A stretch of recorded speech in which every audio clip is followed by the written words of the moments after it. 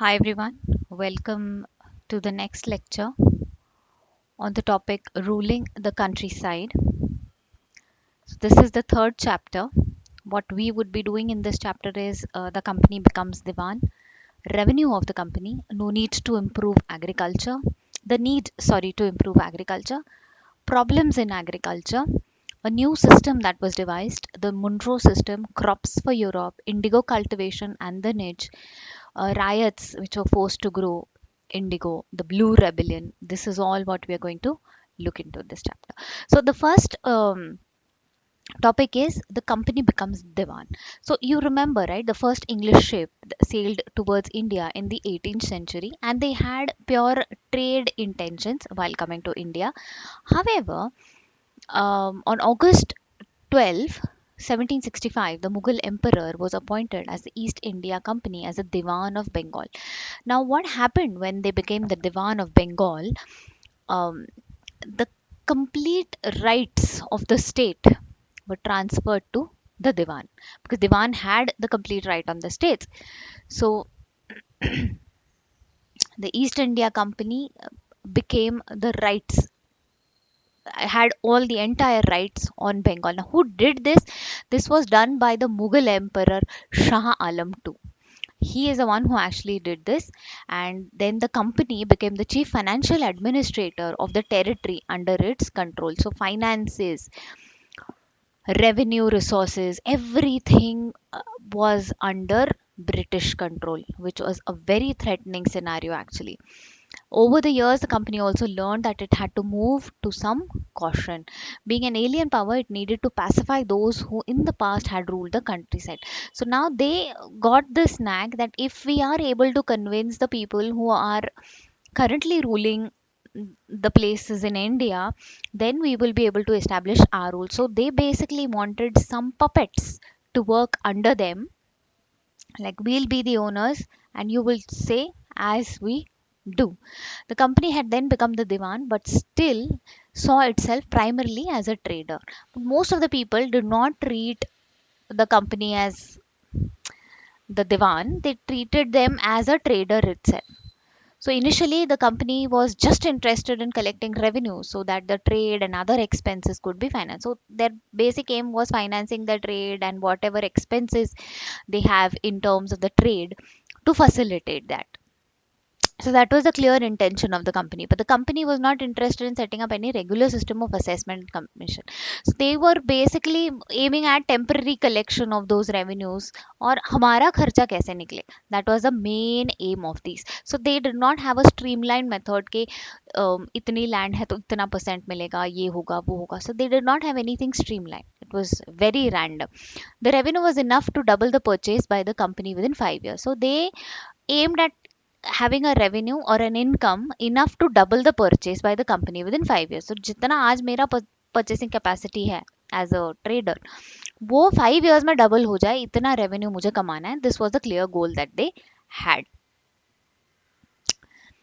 Soon, what happened was the Bengal economy was facing a deep crisis. Artisans were deserting villages since they were being forced to sell their goods at the company at low prices. So, what happened? The result of this is they started facing issues. What issues did they generally face? Artisans. Artisans is the kalakar. They generally started fleeing the places. यहाँ पे मुझे भाव नहीं मिल रहा है. People are not selling my good. People are not, sorry, buying my goods at a good price here. So what I'll do, I'll change the state. I'll go to some other state where the British is not active, and that is what happened. So most of the people fled. Most of the artisanal, and the artisanal production was in a decline. The cultivation showed signs of collapse. So farmers, artisans, they all, what happened? They fled, they ran away.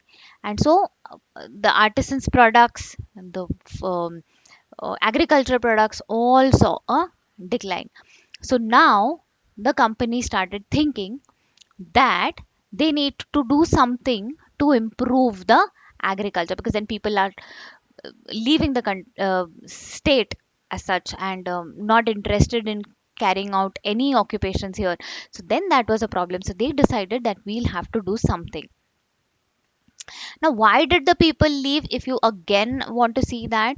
So, the growth of the problems of the common people were they did not have growth. The Bengal economy itself was facing a deep crisis. Artisans were being forced to sell their goods to the company at low prices, and hence most of them were deserting the villages. Peasants were not able to pay their dues because there was no enough crop, and then they were not able to pay the dues. But were they given a leeway? No, they had to pay it by hook or by crook, by selling the land or by anyhow they had to sell it. Production by artisans declined, and farm production also declined. So the artisans started leaving the village, and then these people did not get tools and implements properly, and then the farm production also declined. A terrible famine in 1770 hit Bengal, and it killed around 10 million people. So that was a grave scenario that Bengal as such had to face then. So now how do we improve the agriculture? How do we try and improve the situation? So how was this to be done? After 2 decades of debate on the question, the company finally introduced the permanent settlement in 1793. So this becomes a very important year. In 1793, they forced people to have permanent settlement. By the terms of the settlement, the Rajas and the Tughlaq talukdars were recognized as zamindars. They were asked to collect rent from the peasants and pay revenue to the company. So now what happened? The company very carefully, very uh, detailed analysis they did, and then they realized that people are not treating us as their own. Obviously, they will not. So what we have to do is we have to appoint some people from the state itself, जिनको लोग मानते हैं उन्हें appoint करना है और उनको बोलना है कि हमारे लिए काम करो. So what they did, the rajas and the talukdars were recognized as zamindars. They were given the title of zamindars and they were asked कि आप revenue collect करो from the people and pay it to the company. So revenue खुद रखेंगे क्या? नहीं. Revenue किसको pay करना है? जो भी collected revenue है वो company को pay करना है. ठीक है. Now what next problem arised after this plan? The permanent settlement, however, created problems. Company officials soon discovered that the zamindars were in fact not investing in the improvement of the land. The revenue that had not been fixed was so high that the zamindars found it difficult to pay. Now, see, zamindars very well understood the people. Now, if the people are not able to pay that much of amount, zamindar will clearly tell them, no, no, people are not earning enough and they cannot pay so much. And that was a problem. By the first decade, the 19th century situation changed. The prices in the market rose and the cultivation slowly expanded. Now, what is happening? This is an inverse ratio that's going up. The prices in the market are rising, rising, rising. But the cultivation, the production is slowly expanding. This means an increase in the income of zamindars but no gain for the company. The company was not in profit. They could not increase the revenue. Okay. And whatever was fixed earlier, they could not increase. Even the zamindars did not have an interest in improving the land. Some lost their lands in the earlier years of settlement. Others now saw the possibility of earning without trouble and risk of investment. So what zamindars thought, this is the easy way to earn. We'll take the revenue, we'll keep some with us and give some to the company, and that is a good way to earn. So we don't have to do any hard work as such. Some had lost their lands in the earlier years of the settlement, others now saw the risk of investment. So, as long as the zamindars could give out the land to the tenants and get rent, they were not interested in improving the land. So, what happened if there is one zamindar? What he used to do is he used to lend or he used to rent the land to somebody, and somebody used to cultivate that land. So, he was not bothered on the quality of the land, the fertility of the land. He's like, that is your problem. Cultivation is not happening properly, that is not my problem. So now the company had to devise a plan to improve this situation. So what exactly was the settlement system and what were the important highlights? Here we will read them. It was also known as the Istamarai system or the Zamindari system. Which area was covered? Bengal, Bihar, Orissa, UP, North Karnataka. Total area of agricultural land was only 19%. 1/10 part will remain with Zamindar for his fulfillment of these. So out of 19%, 1/10 part will always remain with the Zamindar for his needs. Okay. Now, what problems did they face? The revenue was fixed at such a high level that the zamindars found it difficult to pay. The zamindar who failed to pay the revenue lost his zamindari, so he was taken out of his responsibilities. He was discarded from whatever post he was. Hence, zamindars were not investing in the improvement of the land, so they did not care. They wanted the production by hook or by crook. But the situation changed by the first decade of the 19th century. There was a extremely oppressive for the cultivator. This situation was extremely oppressive for the cultivators. They paid high rent to zamindar, but there was no security of the right on the land. तो ये land ownership there was no ownership on the land land की ownership का कोई सवाल ही नहीं था बस मुझे प्रोड्यूस करना है और प्रोड्यूस का मैक्सिमम हिस्सा एज अ रेवेन्यू दे देना है cultivator often had to take loan from the money lender to pay the rent अब रेंट इतना ज़्यादा है कि मेरे कल्टिवेशन से उसका पैसा निकल ही नहीं रहा है तो what they had to do they had to take loans. Failure of payment of the rental meant eviction of the cultivator from the land. Now if I am not able to pay the rent, what will happen? I will have to give away the land if I am not able to do it. Then the Mahalwari system. Mahal is a village. The village is known as a Mahal and hence the system was known as Mahalwari system. It was also decided to revise the revenue demand periodically. The village headman was given the responsibility of revenue collection. Now they changed. They gave the village headman the responsibility of collecting the revenue and also decided that periodically the revenue will be revised. मतलब क्या है? After regular intervals, the revenue will be increased to a certain extent so that the company remains in profit. So this was the new system that was introduced. So here is where I am reading right now. Okay, hope so far it is clear. Then we move to the Monroe system. This system is also known as the Rayatwari system. This system was developed by Thomas Monroe and that is why it is called as the Monroe system. This system was gradually implemented all over south of India. There were no traditional zamindars in the south. Hence, the settlement had to be directly made with the cultivators. Cultivators are also called as the Rayat here. The Rayat had been tilling the land for generations. Their fields were carefully surveyed to make the revenue assessment. So they surveyed the fields. They understood the fields, how productive the field is, and accordingly we will put the revenue. Now, who did this? Who was the brain behind this particular system? Thomas Munro and Captain Alexander Reed. The area of Tamil Nadu, Madras, Mumbai, and Assam, about 51%, was under this direct tax revenue, which had a tax revenue of 33 to 55%. Now, who was Thomas Munro? He was the governor of Madras from 1819 to 26. Sir Thomas Munro, the first KCB, was a Scottish soldier and a colonial administrator. He was an East India Company army officer and statesman, sorry. And so he devised this plan that we could change this and things would go better. But did they go better? No, things were not well. All was not well. Within a few years, new systems were imposed. It was clear that it was not well with them. Driven by the desire to increase the income from land, revenue officials fixed too high revenue demand. Peasants were unable to pay.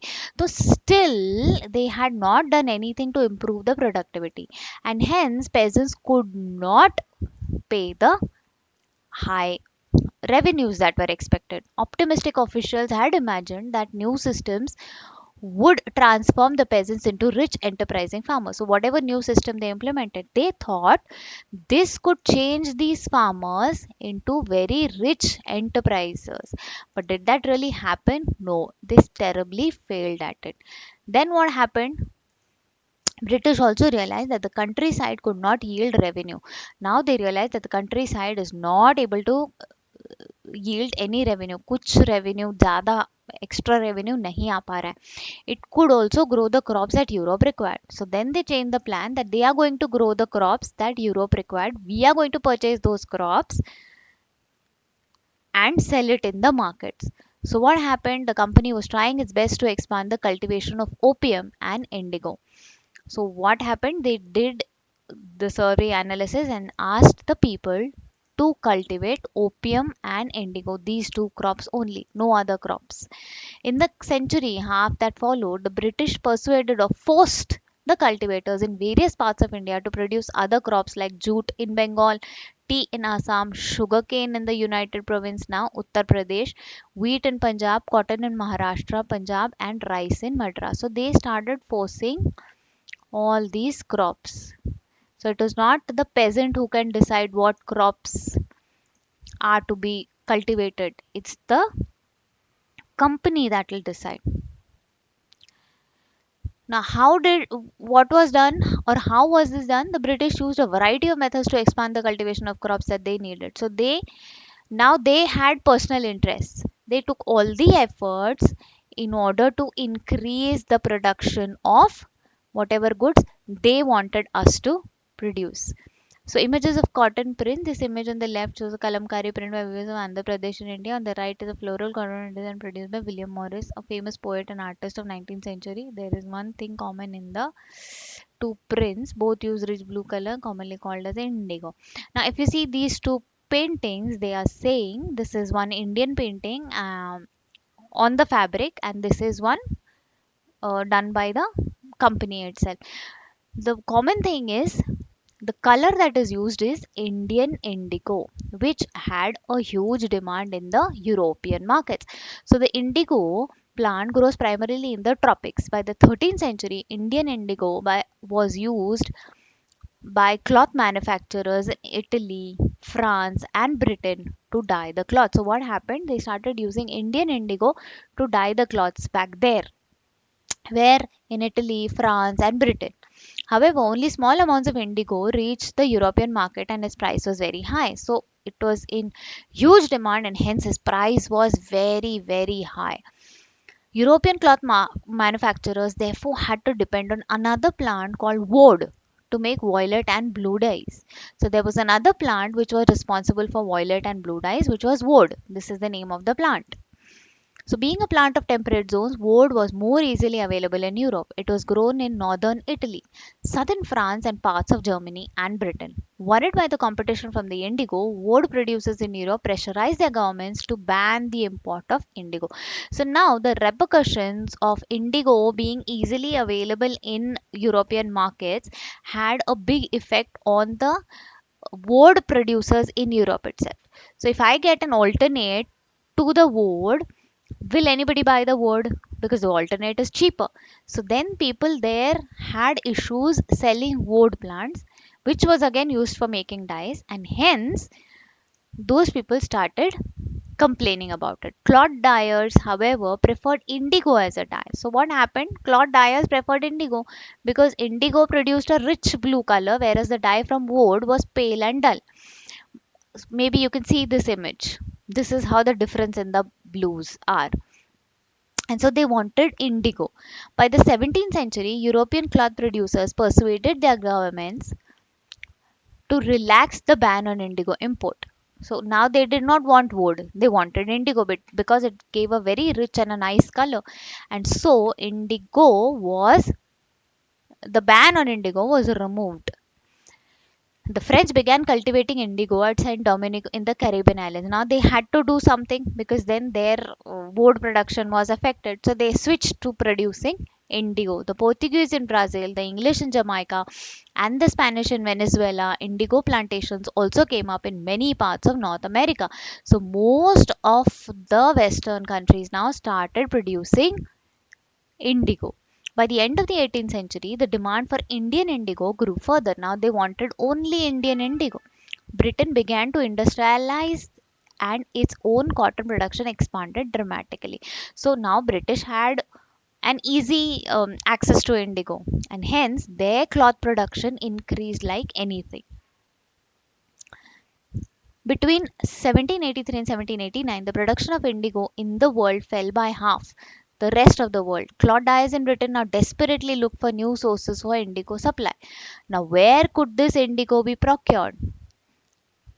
So now, worldwide crisis of indigo has come. So what will Britain do now? Facing with the rising demand for indigo in Europe, the company in India looked ways to expand under indigo cultivation. So they forced the farmers to cultivate indigo. From the last decades of the 18th century, indigo cultivation in Bengal expanded rapidly and Bengal indigo came to dominate the world market. So now Britishers forced the people to in Bengal to cultivate indigo, and in Bengal now is the now I'm saying I mean then was the number one producer of indigo.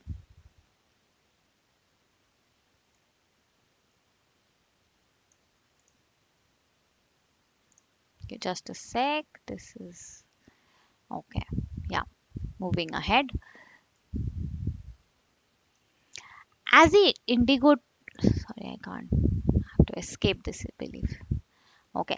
As the indigo trade grew, commercial agents and officials of the company began investing in indigo production. Over the years, many company officials left their jobs to look after their indigo business.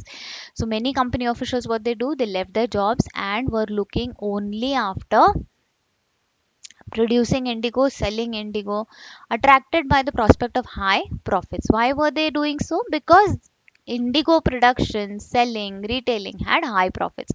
Numerous Scotsmen, that is, people from Scotland, and Englishmen, people from England, came to India and became planters. Those who had no money to produce indigo could get loans from the company and the banks that were coming up at that time. So, what happened? People who did not have money to cultivate indigo, they took loans and started cultivating it.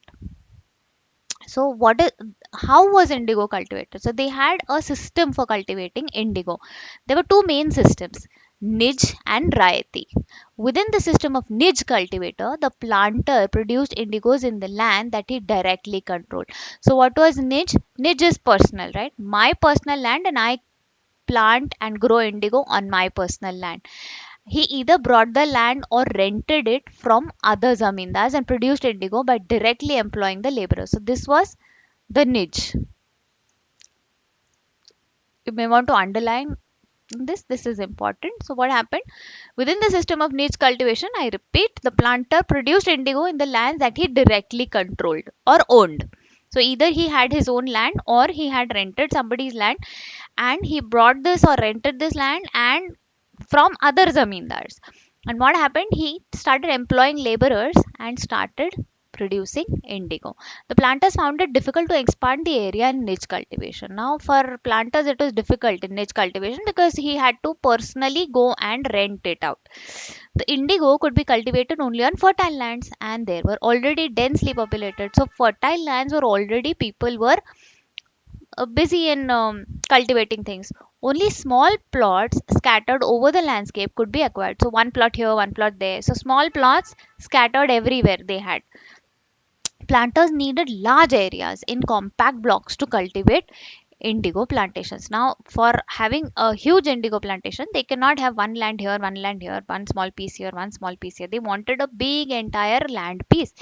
What they did then, they attempted to lease the land around the indigo factory and evict the peasants from that area. So then थोड़ा सा जबरदस्ती वाला काम होने लगा. So around the indigo factory, there were huge extenses of land, and there were small farmers which owned small pieces of land.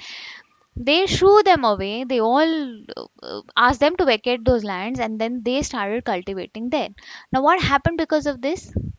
This led to conflicts and tensions, riots, and all that stuff started happening.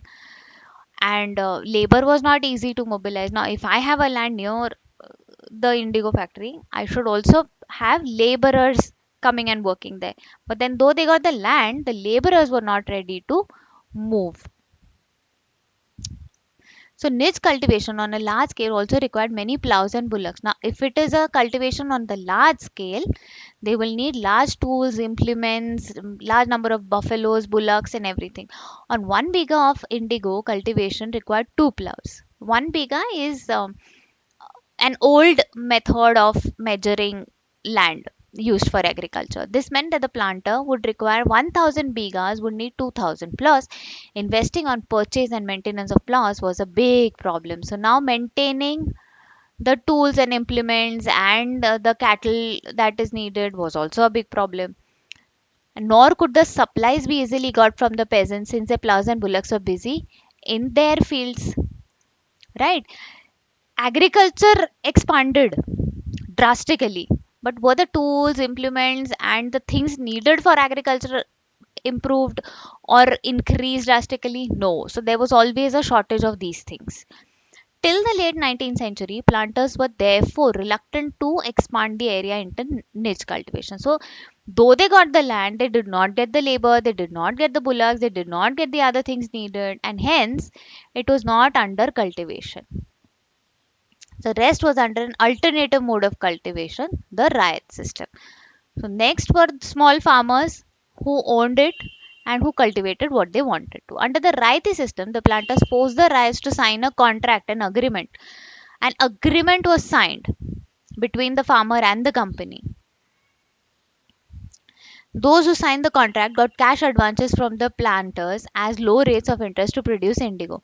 So, what was the contract? That we will give you cash for whatever tools and implements you want to buy, but there is one condition: you have to produce only indigo. But the loan committed to the riot cultivating indigo on an at least 25% of the area under this holding. So, whatever his holding is, 25% has to be indigo. The planter provided the seed and the drill, while the cultivators prepared the soil, sowed the seeds, and looked up for the crop.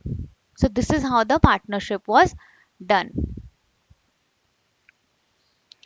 So, if I am giving you the loan, at least 25% of your land has to be under indigo cultivation. The planter will be provided the seed and the drill, while the cultivators will prepare the soil, sow the seed, and look after the crop. The rest of the job has to be done by the planter itself. They will give you only the seed and they will give, you can read this later on. It's a very interesting thing to read. They'll give the seed, they'll give the drill, they'll give the tools, implements, money needed, but who has to do the hard work? The peasant itself. When the crop was delivered to the planter after the harvest, the new loan was given to the right and the cycle started all over again. So, one crop is done, the second crop they will again give you loan. If they are giving you loan, 25% has to be indigo. If 25% is indigo, we'll give you the seed, we'll give you the drill, and you will have to give us the produce. Got it? So, what happens then? Will people um, keep doing this? They will not, right? One fine day or one fine time, people will start revolting against it.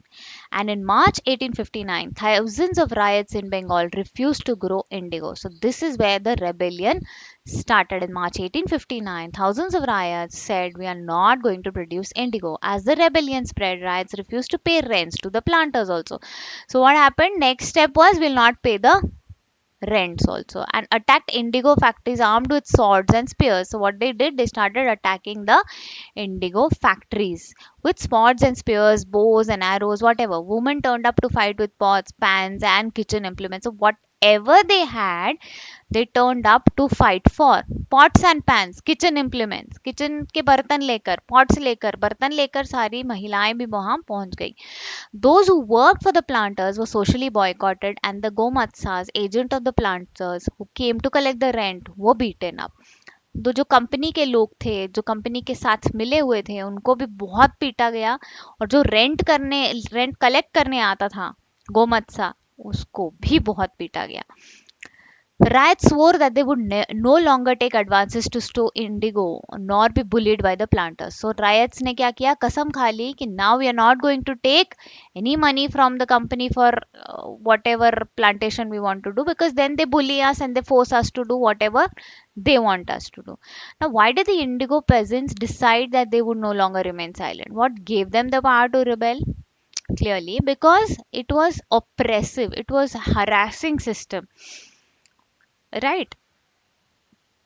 So it doesn't happen, it happens once in a while that people really come up together to rebel, and that is where the other party has to really give up. So in 1859, the indigo riots felt that they had the support from the local zamindars and the village headmen in their rebellion against the planters.